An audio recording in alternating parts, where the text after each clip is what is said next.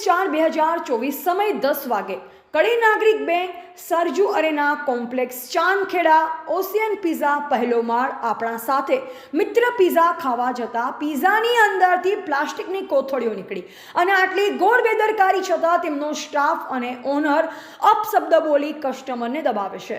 આ બાબતમાં સ્થાનિક પોલીસને જાણ પણ કરી હતી। 4 વાર કંટ્રોલ મેસેજ કરતાં પણ પોલીસ આવી નથી। નાના નાબાલિગ છોકરાઓ પણ નોકરી પર રાખે છે। Bureau report DT news live 24 Chandkheda.